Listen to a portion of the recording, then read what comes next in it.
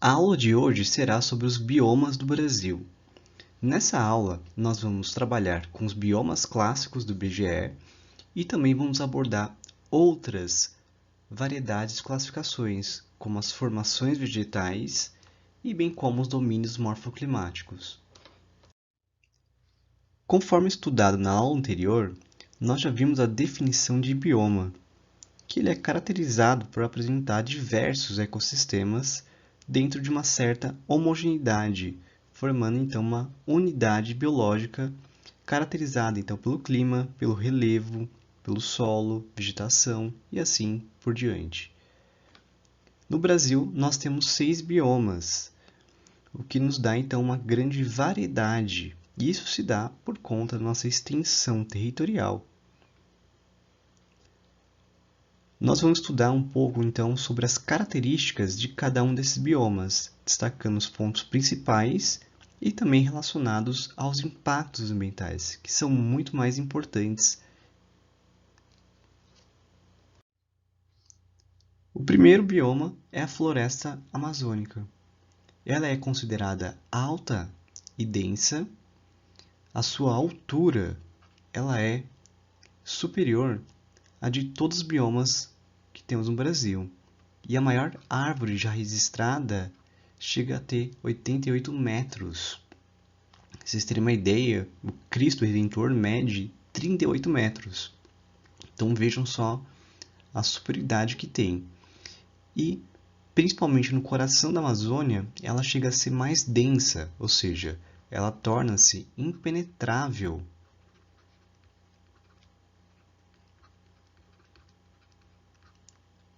O que dificulta então o acesso das pessoas à região, o que isso por um lado é positivo. Ela é que mais possui biodiversidade, ou seja, tem espécies vegetais distintas, diferentes, e que só existe também na região. Nós chamamos elas de floresta equatorial, mas também temos o outro nome, ombrófila, por conta da diversidade, por conta das características que há e também pela relação da chuva. A floresta equatorial ela é caracterizada então com essas definições, como heterogênea, pois ela é rica em espécies, tendo então uma diversidade numa mesma região de várias espécies vegetais, que nós conseguimos aqui observar nessa imagem de vários tipos de espécies vegetais de diferentes tamanhos. Ela é, ao contrário do tipo de vegetação que nós vemos, como nas matas araucárias, que são praticamente homogêneas, como por exemplo o eucalipto.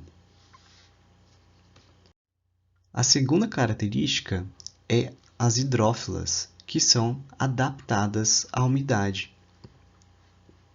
Conforme nós vemos na imagem, nós vemos várias plantas aquáticas sendo muito comum, e também quando tem árvores e raízes que acabam se adaptando à questão da umidade. Outro ponto muito importante, né, lembrar da umidade em relação à chuva. Então, os índices pluviométricos muito altos também fazem relacionar essa adaptação. Além desse nome de mata de igapós, tem mata de várzea e mata de terra firme, que eu vou explicar em outro momento, mas ela está relacionada com o relevo e também com a relação com a chuva, inundações e assim por diante. Latifoliada é a folha larga e grande, tendo, portanto, um tamanho muito interessante, o que destaca também em relação aos índices pluviométricos muito altos. Conforme já explicado anteriormente, ela é densa, o que faz então tornar-se difícil acesso do ser humano.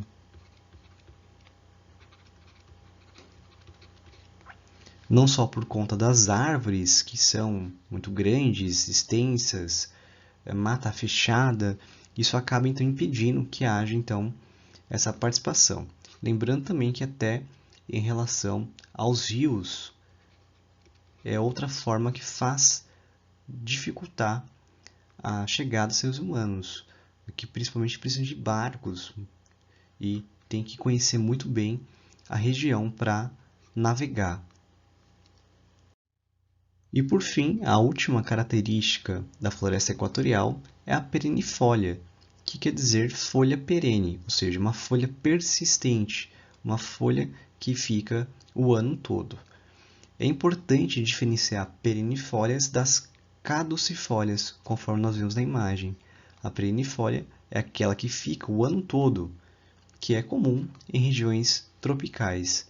Já as caducifólias, que eu citei na aula passada, elas são aquelas folhas que caem no inverno ou no outono.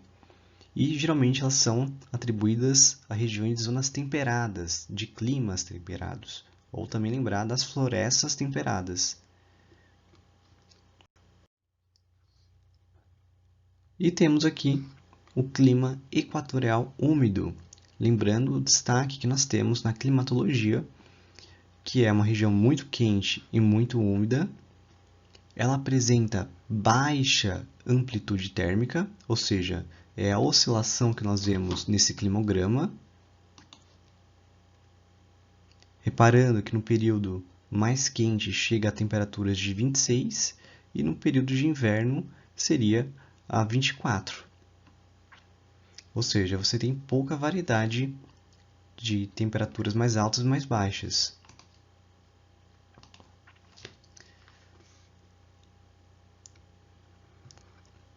Chuvas convectivas e também tem relação à convergência dos ventos alísios, né, que são a zona de convergência intertropical.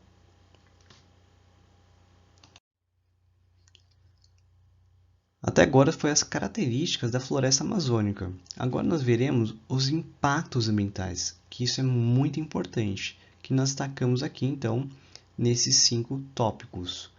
O primeiro, o desmatamento, que é muito complicado e está relacionado também a outros. O desmatamento que ocorre através de correntaços, conforme nós vemos aqui na imagem, né, justamente uma corrente que está amarrando as árvores com o objetivo de derrubar. Então, muito do desmatamento é realizado com a pressas, justamente esse desmatamento que nós falamos, né, que são atividades ilegais. Uma coisa é desmatamento quando você tem uma fazenda e você vai realizar a produção. Mas muito desmatamento na região ele é ilegal, o que torna então muito mais complicado. E muitos deles então utilizam esse correntaço, que é uma forma mais fácil, mais rápida de desmatamento. E lembrando que o IBAMA ele tem uma atividade muito complicada na região de tentar identificar esses correntaços e tentar evitá-los. Só que o trabalho do IBAMA é bem difícil de conseguir chegar à região por conta também dessa questão de ser muito denso a floresta. Então, até eles saberem e chegar à região, muitas vezes as pessoas que fizeram atividades legais já foram embora. Temos agora as queimadas, que têm relação tanto com o desmatamento quanto com a nova fronteira agrícola. Da mesma forma do desmatamento, a queimada é uma atividade ilegal. Ela é utilizada para limpeza do solo, uma vez que mesmo com o machado ou com correntaços, desmatamento, você não consegue tirar os troncos, né, as raízes, que elas são muito profundas e muito difíceis de tiradas. Então, para conseguir para a plantação, você precisa então fazer a limpeza do solo. Existem as queimadas que são atividades legais, mas a maioria delas são atividades sem o consentimento dos órgãos públicos, o que isso então vem causando então um grande receio, um grande medo.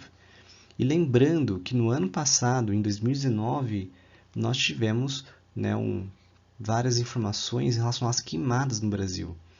E elas acabaram tendo, então, um aumento muito importante a destacar de ser muito grave, né? Aqui mostram que as queimadas no Brasil aumentaram 82% em relação a 2018. Isso de forma geral em todo o Brasil. E na Amazônia, ela foi 30% a mais do que foi em 2018. Se a gente olhar esses dados ainda, em 2010, que é esse primeiro dado que aparece aqui, ele foi 1000 vezes maior, né? Mas reparem que em 2011 ele cai bastante, e isso se dá através de controles de satélites que conseguem então monitorar a todo momento a Amazônia e conseguir então reduzir essas práticas de queimadas, né? E lembrando que como a Amazônia é uma floresta e um clima que ele é muito úmido, não tem aquela ideia de que é uma queimada natural. Aqui as queimadas são antrópicas, queimadas causadas pelos seres humanos. E ela vai ter um efeito devastador, uma vez que tem um fogo, você não consegue parar. E aí você pode então alastrar o fogo para outras regiões, colocando então em perigo as regiões agricultáveis, os povos que vivem na região e assim por diante também. O Estadão fez uma matéria muito legal com esse infográfico que estamos vendo aqui, o que o fogo faz com a floresta. Como a Amazônia é um ambiente úmido, ela de modo natural não se costuma queimar. Sem alguém para atear fogo, dificilmente a floresta queima. E aqui nós temos incêndios de florestas tropicais, nunca antes perturbadas, não causam impacto visual de dóceis em chamas. Aqui mostra então o tamanho, né, que nós temos do fogo, que acaba abrangindo as árvores pequenas aqui, enquanto as árvores maiores elas acabam então tendo impacto posterior. Elas geralmente morrem nos anos seguintes, né? Então elas demoram para sentir o impacto. Já as árvores pequenas são mais fáceis, né, de serem, digamos, mortas. E aqui outra informação importante é que o fogo depois ele avança cerca de 200 a 300 metros, ultrapassando os 30 centímetros de altura que nós vimos, queimando folhas secas e madeira caída. Sem adaptação natural para lidar com incêndios florestais, espécies da floresta tropical são muito sensíveis a eles. E aqui nós temos aqui as imagens, né, de primatas e pássaros também que vivem na região, acabam sofrendo com essas ações. E mesmo incêndio de baixa intensidade pode matar metade das árvores. E lembre-se então que a biodiversidade, o ecossistema também é afetado. E aí, outro ponto muito importante, lembrando que esse assunto ele foi muito em alta e com certeza ele pode cair em alguns vestibulares. As árvores grandes são as que mais armazenam carbono e uma vez queimadas as florestas, que retêm 25% do carbono, aí elas acabam então liberando esse carbono para a atmosfera, o que aí é evidência pode estar lembrando da questão do aquecimento global que é tão debatido. Então veja como um ponto ele é complexo, né? Uma vez que as árvores que têm essa proteção então de reter o gás carbônico, agora então com as queimadas eles acabam sendo liberados. E por fim, esse é o último infográfico do Estadão, que diz que quando o cenário muda e fica ainda muito pior quando o fogo ele é recorrente, ou seja, ele atinge uma área que já tinha queimado antes. Nesse caso, as árvores mortas viram combustíveis para uma verdadeira fogueira. E conforme nós vemos na imagem, né, a altura do fogo ela está maior. E imagine então o dano que é. E aí diz que quase todos os indivíduos que estavam na região, os animais e outras pessoas também vão morrer. E as queimadas, né, na Amazônia em 2019 estão relacionadas com o aumento do desmatamento. A vegetação cortada é empilhada e queimada, né? Então eles vão pegando os troncos e vão tacar fogo nessas partes. E com os ventos e sem trabalho de aceiro, isso se espalha pegando a floresta em pé ao redor. E até as reservas indígenas são afetadas. Então, olha só a quantidade de impactos ambientais causados pelas queimadas. E temos aqui o avanço da nova fronteira agrícola. Embora esse termo ele é sempre muito debatido, afinal discutem qual seria a nova fronteira agrícola, mas aqui nós colocamos a região norte, na região entre a região centro-oeste e a região norte do Brasil.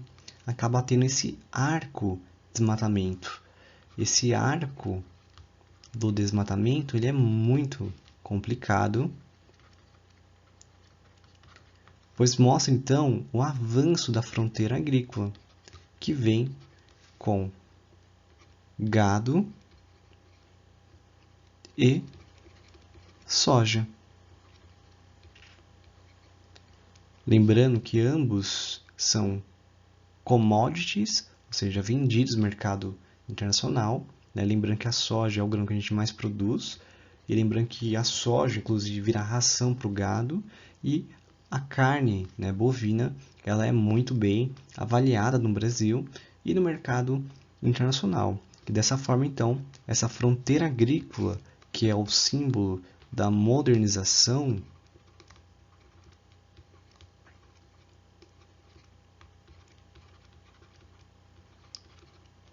acaba sendo então um ponto muito impactante na região da Amazônia, né? E lembrando que essa região do Centro-Oeste ela já tinha esse avanço da fronteira agrícola e ela está então, digamos, subindo sentido norte do Brasil, e também lembrando que ela também está chegando na região do Mato Piba, né? Que fica na região do Nordeste. E depois nós falamos sobre eles em outro momento. Agora temos a contaminação do rio, do solo e entre outros. Geralmente essa contaminação é ligada à atividade de garimpo ilegal. Lembrando então que a atividade de garimpo tem a ver com a mineração. As regiões da Amazônia, elas têm muito tipos minerais diferentes, né? Lembrando que ali em Carajás nós temos o ferro, e entre outros também, tá, gente? É só os maiores, bauxita e assim por diante. E essa região então desperta interesses de empresas e setores lobistas que tentam cada vez mais abocanhar um pouco desses minerais na região. E muitas pessoas então são levadas às regiões tendo então o garimpo legal. E esse garimpo legal, ele acaba então não se preocupando com o meio ambiente, conforme nós vemos aqui na região, tendo atividades do garimpo, e aí as pessoas despejando, né, não se preocupando com a chuva, por exemplo, que minerais ou mercúrio, por exemplo, que podem ser encontrados ou podem ser usados para limpeza, por exemplo, eles acabam então fazendo que caia no rio, ou também acabe aprofundando no solo, e isso provoca então problemas ambientais, né? Com a contaminação do rio, que vai chegar para outras regiões, e a do solo, que vai levar à questão de produtividade. Outra questão também tem relacionado com a fronteira agrícola é com agrotóxico, que justamente ela pode ser aplicada e ser levada pelo vento, pela água, da mesma forma, e pode então prejudicar o rio. E aqui essa imagem nós estamos vendo então uma imagem toda barrenta, que é uma imagem que mostra a contaminação do rio, que é evidente, então isso tem um risco maior para outras regiões. E por fim nós temos a biopirataria, que é a retirada ilegal, olha novamente uma atividade ilegal, de material genético, espécies de seres vivos, ou de algo que é relacionado à sabedoria popular, para exploração comercial sem o pagamento da patente, né? Lembrando que isso é um caso muito complicado, a questão da patente de produtos que na verdade são originários da natureza, né? O caso aqui do cupuaçu, por exemplo, chegou a ter uma briga internacional entre Japão e Brasil. Só foi resolvido em 2004, pois o Japão tinha uma empresa que acabou então patenteando o cupuaçu. E aí dizem aí quando perceberam, né, os brasileiros e os índios que queriam comercializar o cupuaçu com outros países, eles tinham que pagar uma taxa para o Japão. E o cupuaçu já é algo extremamente comum na região norte, com os indígenas e a população ribeirinha da região. E aí então muitos entraram na justiça e teve uma briga internacional entre Brasil e Japão, o que fez então que o Japão cancelasse essa patente. E aqui nós vemos um movimento que rolou no Brasil, mais ou menos em 2002 e 2003, do chamado Cupuaçu é Nosso. No estilo do O Petróleo é Nosso, eles fizeram aqui a bandeira Cupuaçu é Nosso, que rolou essa bandeira de 14 metros no Congresso Nacional e pedindo então que cancelassem essa patente, e aí entraram até na Justiça Internacional e acabaram conseguindo em 2004 cancelar essa patente do Japão. E aqui outra imagem que é muito comum é também o tráfico de animais silvestres. E o Brasil, por ter uma grande biodiversidade, acaba sofrendo com esse tipo de tráfico, né? Essa pirataria que é colocado. E lembrando que o nome bio é de vida, né? Então a pirataria, comércio ilegal. Essa imagem aqui dá para ilustrar o quanto que a Amazônia ela é um ecossistema muito importante, né, de ser preservado. Aqui nós olhamos então que temos as bacias da Amazônia. Repare como a bacia da Amazônia ela é extensa, ela pega toda a região norte do Brasil e justamente ela vai ter uma grande consequência em outras regiões. Então a ideia de preservar essa região é muito importante. Preservar tanto em relação ao que nós temos, né, das florestas, como a população ribeirinha, aquela que vive na região, e evidente da população indígena que tenta viver nas reservas.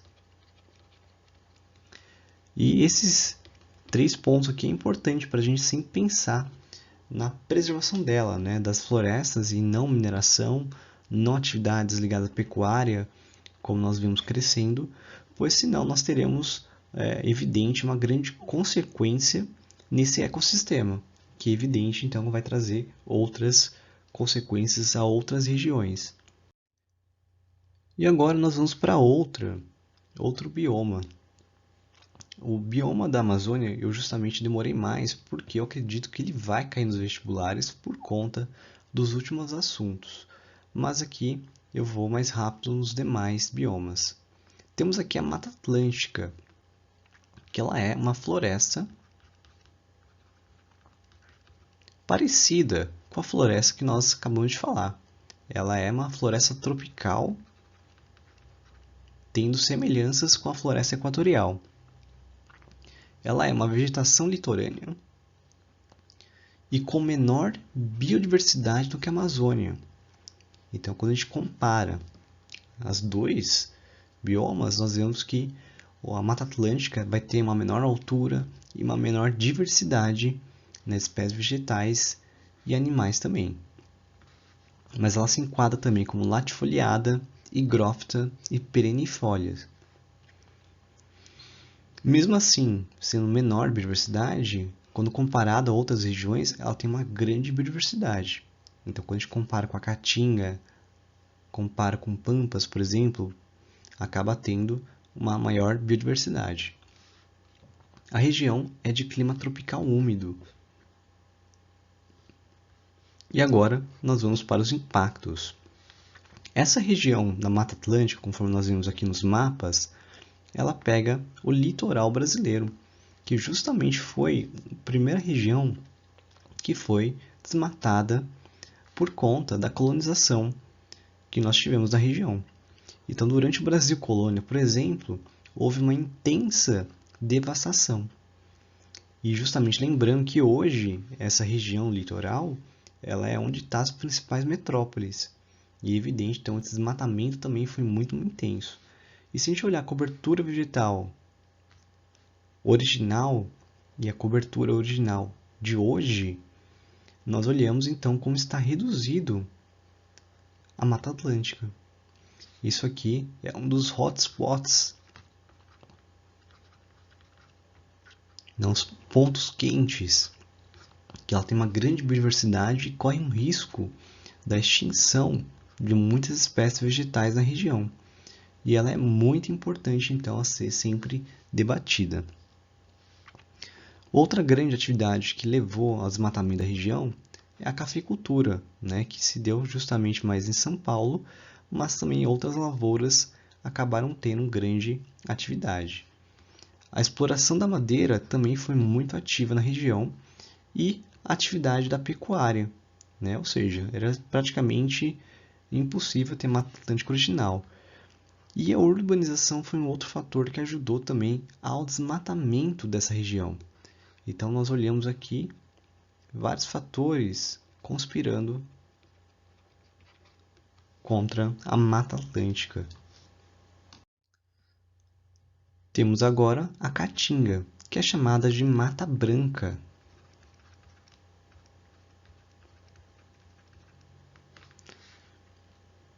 O nome se dá justamente pela cor que fica a caatinga, né? Não é aquela cor verde que nós vemos de florestas, mas sim algo mais branco, algo mais claro. A característica da caatinga é uma vegetação xerófita, ou seja, é uma que é adaptada à seca, periódicas ou até intensas, e é comum então nessa região chamada de clima tropical semiárido ou clima semiárido, como nós chamamos, né? Lembrar que a caatinga então ela pega a região do sertão nordestino.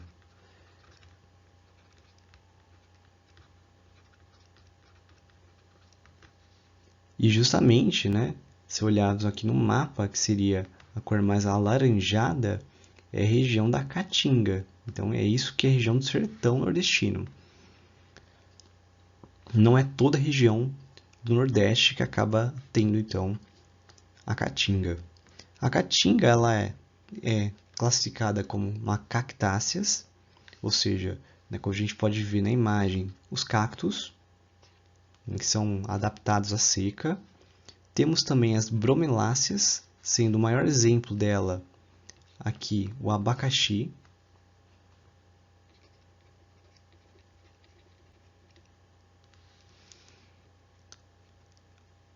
As xerófitas, elas têm raízes longas e mal desenvolvidas, né, justamente para procurar água.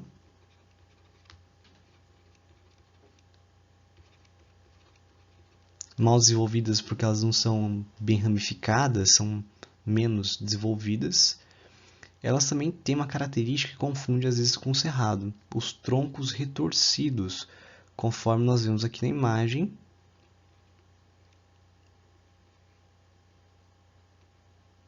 Temos os troncos retorcidos. E os impactos ambientais na região são o desmatamento, que ainda existe ainda as atividades pecuária e agricultura, né, quando ainda consegue. Há um processo de desertificação, que depois eu vou explicar o que seria isso, mas é praticamente, como o nome diz, um aumento de paisagens desérticas.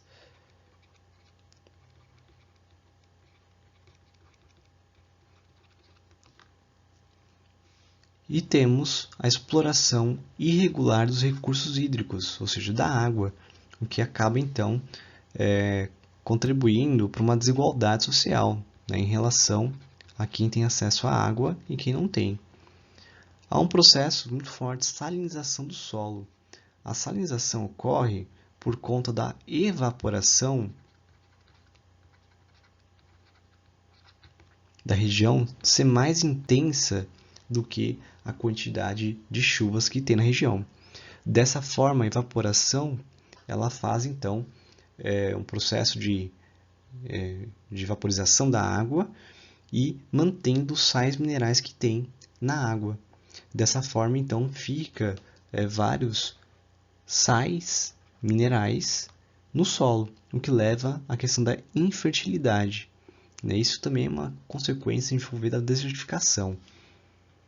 E temos a relação do assoreamento dos açudes, quando os sedimentos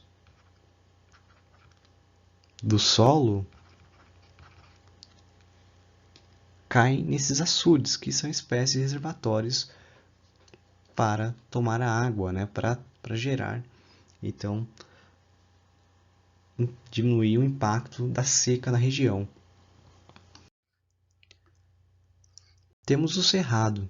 O cerrado é considerado como arbustivo, ou seja, arbustos, e também com árvores. Ela tem árvores distantes, escassas. Ela tem um clima tropical típico, ou seja, aquele que nós consideramos com 2 estações do ano bem definidas: o verão, quente e chuvoso, e o inverno frio e seco. Aqui tem outras características muito importantes, São árvores relativamente baixas, de até 20 metros. Lembrando que nós falamos que na floresta amazônica tem árvore com até 88 metros de altura, mas a maioria sendo 60, 70 metros. Geralmente, na Mata Atlântica, ela pode ter uns 30 metros, se não me engano. E aqui no Cerrado, então, chega a ter até 20 metros. E ela também tem outra característica de gramíneas, conforme nós vemos na imagem gramíneas, algumas árvores passadas, mas existe também uma variedade de cerrado, conforme vou mostrar a seguir. Uma característica muito marcante são as árvores com tronco e ramos retorcidos.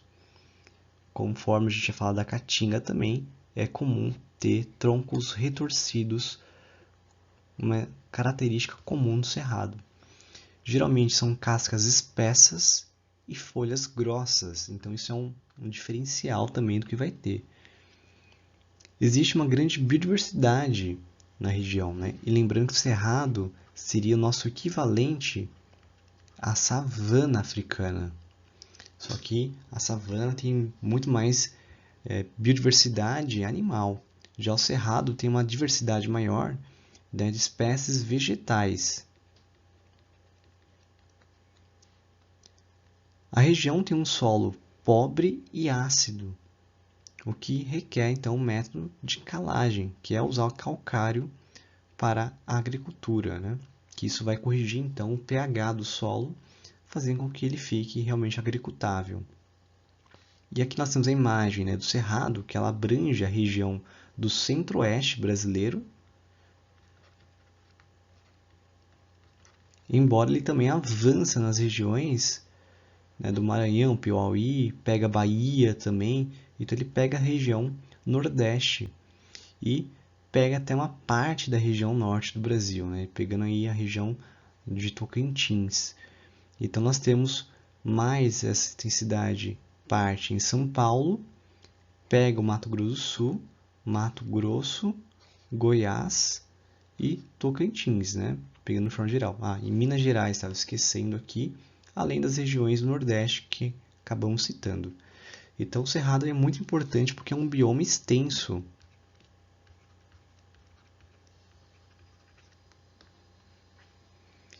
E os impactos ambientais na região são desmatamento, para variar.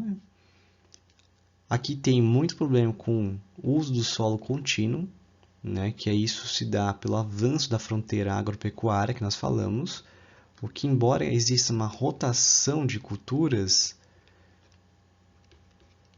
pelos grandes agricultores, geralmente é o mesmo tipo de culturas, sempre aí aquelas commodities muito vendidas, então soja, trigo, milho e assim por diante. Então sempre vão usar o mesmo tipo de cultivo, que ainda mantém uma monocultura, né, de certa forma, só variando um pouquinho a sua forma. Então aí isso aumenta então, o perigo de esgotamento do solo.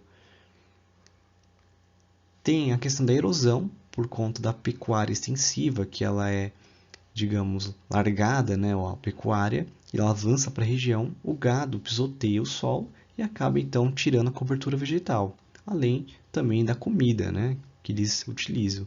Então a pecuária extensiva, ela intensifica a erosão. E se você não tiver cobertura vegetal do solo, acaba levando então a outros problemas. E aqui nós temos o chamado extrativismo mineral e a caça, né, que acabam levando ao esgotamento das atividades na região, o que infelizmente mostra um descontrole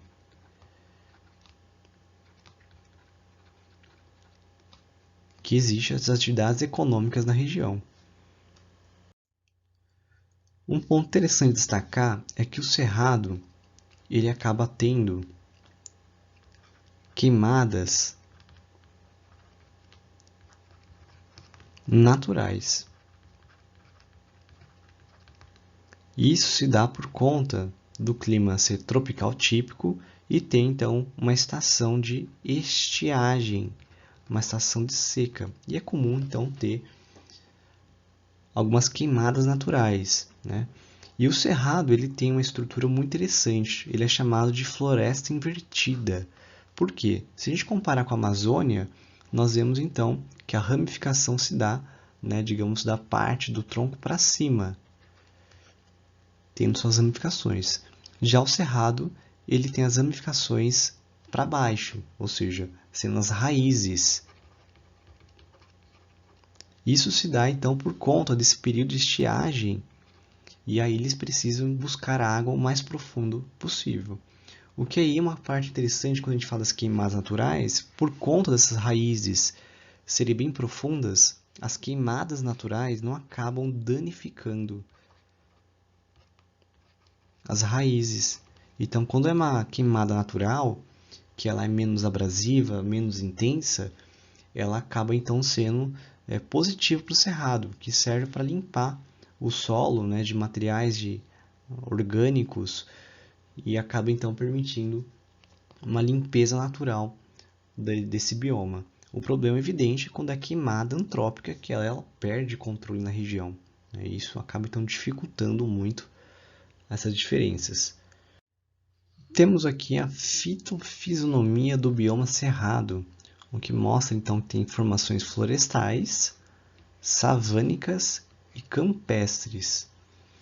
Aqui é só para vocês verem a diversidade que existe na região, que ainda tem na parte de formações florestais a mata ciliar, né, que existe então a mata protegendo um rio, a mata de galeria, que acaba então tendo uma diferença no volume de água, uma mata seca, né, que não há então uma proximidade com rios, o chamado cerradão, que já tem uma mata mais fechada, e depois você vai tendo os outros tipos, que repare então que existe uma diminuição da altura e também numa menor quantidade, digamos, de espécies vegetais, e ficando mais, digamos, passados, né? Tendo aqui então vários nomes que não são tão importantes, né, para o vestibular, todos esses nomes, mas aqui tem um cerrado típico que você vê então os troncos retorcidos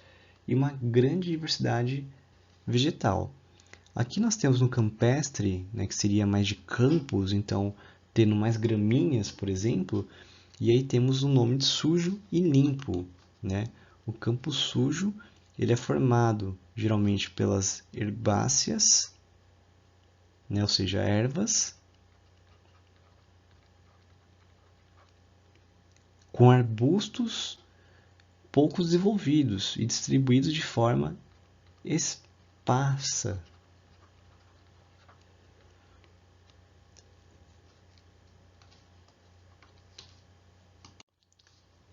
Já o campo limpo é quando você tem uma menor quantidade dessas espécies vegetais.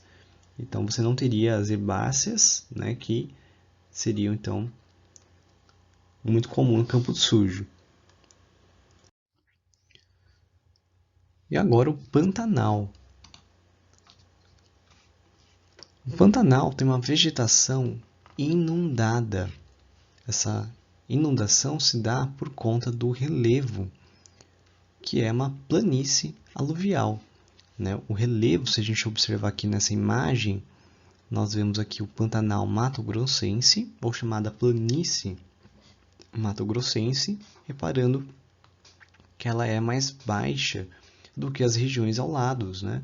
No sentido, aqui nós temos o Planaltos e Chapadas da Bacia do Paraná, e aí depois temos os relevos das regiões mais próximas a São Paulo. Então a gente vê que essa região é mais baixa que as demais, então com uma grande quantidade de chuvas acaba tendo essa inundação, tendo então Pantanal, esse momento de inundação. O Pantanal, o bioma, ele tem fronteira com o Paraguai e com a Bolívia, e fica então na região do Mato Grosso do Sul, mais próximo aos dois países sul-americanos. O impacto da região é problemas de erosão, afinal, esse tipo de região que é inundado acaba tendo esses problemas com, então, o excesso de chuva, né? Então, aqui mesmo tem uma cobertura vegetal, isso ainda tem uma danificação. Reparem que em inundação também a gente vê água, e muitos desses tipos de vegetação também são aquelas vegetações hidrófitas, adaptadas então à umidade, tendo também plantas aquáticas também, como Vitória Régia, que é muito comum observarmos nas imagens. A região tem um problema com agrotóxico, lembrando que a região centro-oeste ela é muito conhecida pela pecuária. E essa região então acaba tendo a relação do gado, da soja, agricultura, né, do agronegócio na região muito forte. Existem algumas regiões com turismo, na verdade mais com o ecoturismo nós chamamos. As pessoas querem se aventurar em cachoeiras, conhecer cavernas, irem a conhecer pontos da natureza muito interessante. Essa região, lembrando também que ela tem a ver com a expansão da soja, então é uma fronteira agropecuária. Lembrando que é nessa região que vai ter a nova fronteira agrícola que está cada vez mais chegando ao norte do Brasil. E ela também tem uma diversidade animal muito grande, né, o que acaba tendo as onças e acaba sendo então um grande foco de atração. E por fim, nosso último bioma é chamado de Pampas, ou também chamado de Pampas Gaúcho, pois fica na região do Rio Grande do Sul, também chamado de Campos. Essa região dos Pampas ela fica mais ao sul então do Rio Grande do Sul, né, com fronteira com o Uruguai. É uma região que tem as planícies, ou seja, um relevo mais reduzido. É formado por gramíneas, ou seja, gramas, e herbáceas, né, arbustos, que ficam isolados ou concentrados, conforme nós vemos na imagem, então, que é esse cenário. A região ela tem clima subtropical, o que ela tem então uma alta amplitude térmica,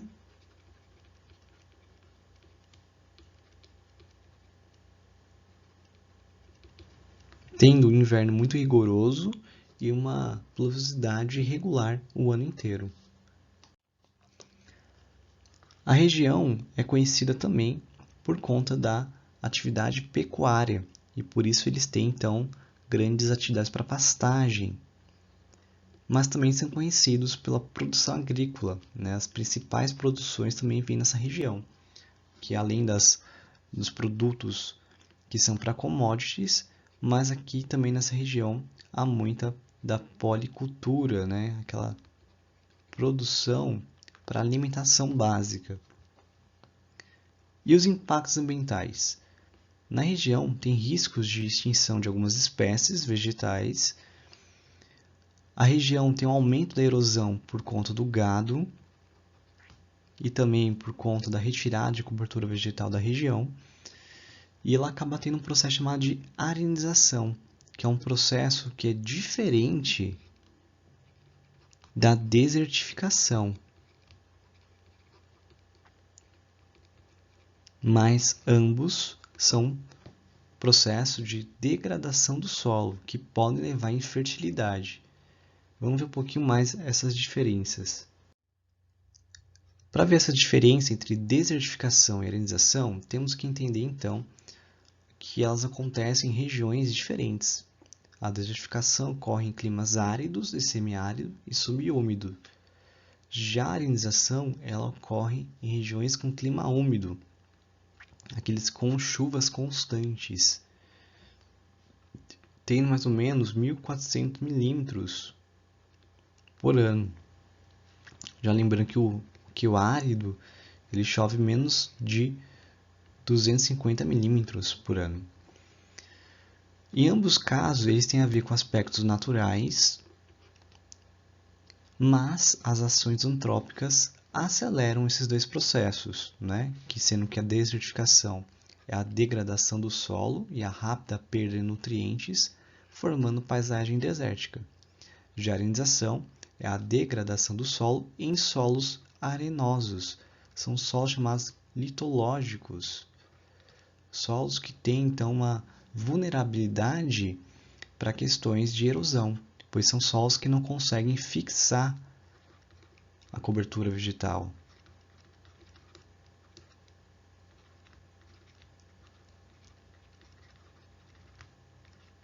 Isso então acaba facilitando que tenha a retirada da cobertura vegetal, o que leva então ao empobrecimento do solo através da formação de bancos de areia, e aí por isso o nome de arenização, que se vem aumentando a quantidade de areia. E aqui nessa imagem nós vemos então uma mata e aí de repente a gente vê areia, né? O que isso mostra nessas regiões do Rio Grande do Sul, que é mais comum, o processo de arenização. Então a chuva e o vento, que são ações erosivas, acabam então contribuindo para esse processo de erosão. E o antrópico por conta da agricultura e da pecuária, que acaba então levando a uma dificuldade. A região também ela vem sofrendo muito com a soja, que ela vem então aumentando esse processo de erosão. No desertificação, vocês têm aqui então uma redução do balanço hídrico. Ela tem a ver com a seca. Então esse é um fator primordial aqui para entender essas diferenças, né? Mas a desertificação também é acelerada com as ações antrópicas, como agricultura, queimadas e desmatamento e assim por diante. E lembrando que isso nós temos na região nordeste do Brasil, na região da Caatinga, enquanto a arenização ela acontece na região dos Pampas Gaúchos. E aqui nós temos uma imagem mostrando como seria o antes e depois da arenização, né? Tendo um relevo desnível, tendo aqui chuva e vento intenso, tirando então a cobertura vegetal e a areia espalhando também para outras regiões. E isso então vai levando para outras regiões que também vão sofrer o mesmo, e aí ficando então com bancos de areia e menos cobertura vegetal. Aqui eu tenho um quadro sintético dos biomas que nós acabamos de abordar, e eles vão servir para vocês estudarem e facilitar então a comparação de onde ocorre cada um deles, tendo as informações de região, relevo, clima, as características principais, os impactos ambientais e assim por diante. O conteúdo sobre biomas, vegetação são muito extensos, então a gente tem tomar uma preocupação com os vestibulares. Aqui seria uma segunda forma de classificação vegetal, que seria através das formações, lembrando que são em relação aos estratos vegetais, que nós acabamos considerando. Então, herbáceos, arbustivos, arbóreos, né, que são os três principais. E que nós temos aqui o arbóreo, né, de árvores, herbáceos. E aqui são as complexas, que são um misto, né, que aqui é considerado então um pantanal chamado como Complexo do Pantanal, e também tendo a vegetação do litoral. Aqui eu só vou abordar os conteúdos que a gente não abordou, né? Então aqui a gente já tem alguns, como a Mata Atlântica, por exemplo, já abordamos, não há nada. Floresta Amazônica tem uma coisinha ou outra para falar.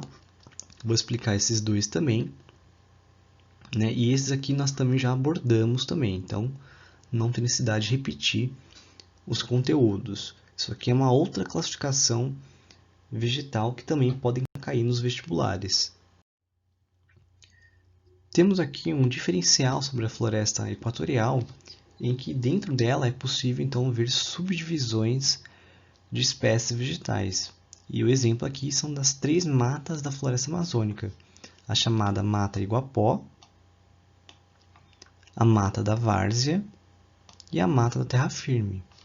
A diferença está em relação à questão da proximidade com o rio e se ela é, por exemplo, Mata Iguapó, permanentemente alagada, como o caso nós vemos aqui que a árvore ela está no rio, tendo nível de cheia pegando boa parte dessa mata Iguapó. Depois nós temos a Mata da Várzea, em que ela tem inundações periódicas, né? Ou seja, de vez em quando o rio acaba então chegando à região, conforme nós vemos aqui. Uma parte dela acaba tendo uma inundação, mas não é constante. E por último, o que é mais afastado, são regiões mais altas, né? Então aqui a altura da região ela é mais alta do que as outras regiões, tendo então sendo mais afastados os rios. Sobre a vegetação do litoral, nós temos o mangue. O mangue ele fica no nosso litoral, conforme nós vemos aqui no mapa, as áreas roxas, que percebemos então que pega desde as regiões mais ao sul até as regiões mais ao norte do Brasil. Ela vai desde Amapá até o Maranhão. E depois é disperso em outras regiões no litoral. É uma vegetação de costa baixa tropical. Ela geralmente tem plantas halófilas, né? Ou seja, são plantas adaptadas à variação do sal, afinal tem um nível do mar, né, que acaba chegando, então as marés acabam avançando a região, e nós temos uma espécie de malófita nessa imagem aqui, que ela então está adaptada à questão com o sal. Geralmente são pneumatóforas, plantas que respiram pelas raízes, né, sendo então diferentes das demais, por conta dessa inundação que tem do mar. E aqui nós temos um exemplo de uma imagem do mangue, né, que nós vemos aqui a dificuldade. Aqui nós temos a lama, que acaba dificultando a vários animais, espécies vegetais bem interessantes e animais também. O caranguejo, por exemplo, ele vive nessa região e a população local vive, né, de caçar caranguejo. E nós temos então uma dificuldade de entrar nessas regiões, né, por conta das raízes muito profundas e espaçadas também, o que acaba então dificultando a chegada à região. Temos aqui a Mata das Araucárias. Como o nome diz, ela é por conta de um tipo mais próximo à nossa taiga. Ela é considerada como uma ombrófila mista, né? Então tem uma variação em relação à questão da chuva, né? Tendo uma variedade. Ela já foi fortemente desmatada por conta da indústria de produção de móveis, então é muito comum ter. É aquela floresta homogênea, ela é diferente, por exemplo, da floresta equatorial e da Mata Atlântica, que são heterogêneas. Elas então são praticamente iguais. Não muda as espécies vegetais com grandes mudanças, né? Conforme nós vemos aqui, a imagem dessas duas árvores, que justamente é um exemplo que nós temos na nossa região, que é praticamente igual. E a espécie mais conhecida nós temos é o pinheiro do Paraná, que é o mais comum que nós conhecemos. Temos também Mata dos Cocais, que acontece na região do meio norte do Brasil, que é uma sub-região do Nordeste, que nós vemos aqui então que pega parte do Maranhão, do Piauí e também do Ceará, uma parte. É uma mata de transição, como nós chamamos, né, pois ela está entre o clima tropical e o semiúmido, né, pegando então uma região que é praticamente quase seca, né, que seria da região próxima à Caatinga, e ela tem como espécies o coqueiro e a palmeiras, né? E o coqueiro, nós temos dois tipos, né? O babaçu e a carnaúba, que são muito comuns na região. E aqui nós temos o babaçu, que é um coqueiro, que nós aproveitamos os coquinhos para a produção de óleo comestível, combustível e lubrificante. Nós vemos aqui o que é o babaçu.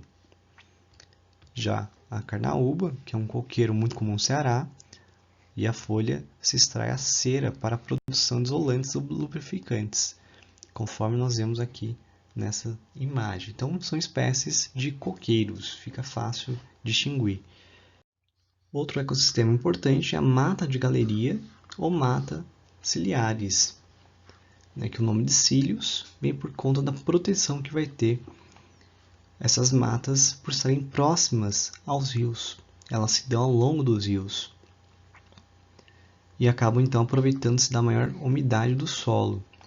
Ela ocorre muito mais na região centro-oeste do Brasil, na região do Planalto brasileiro, né? E os tipos são espécies de mata tropical atlântica, então ela seria uma continuação, vamos dizer assim, dessa mata tropical. E ela é importante para a proteção do solo e evitar o assoreamento, né? Lembrando que o assoreamento é quando sedimentos acabam entrando no rio e diminuindo, então, digamos, a potencialidade do rio e fazendo até a possibilidade de, digamos, secá-lo.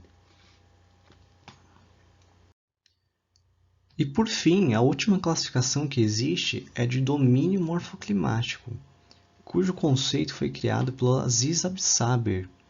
Essa classificação climática é muito interessante, pois ela é uma combinação de elementos da natureza, como a gente sabe, do relevo, clima, vegetação, com a sua inter-relação e interação, né, formando uma unidade paisagística, ou seja, uma paisagem diferente. Então ele acaba então colocando formas diferentes de relação. Aqui a região do Pampas, por exemplo, ele chama de pradarias. Nós temos aqui a araucária. Aqui é o que eles chamam de mares de morro. Aqui o cerrado, caatinga e o amazônico. E nessa área cinzenta nós temos o que nós chamamos de faixa de transição, quando não é possível ver então essa paisagem uniforme. A única coisa diferente que nós temos nessa classificação é o que nós chamamos aqui de mares de morro, que é a única que é diferente, que são aqui as mamelonares, quando tem essa ondulação. Essa região aqui é que tem Mata Atlântica. Então, quando a gente fala de mares de morro, é o mesmo que estamos falando dos biomas de Mata Atlântica. É a mesma coisa, e se dá então nas regiões litorâneas, principalmente nas regiões de serra, como Serra do Mar, por exemplo.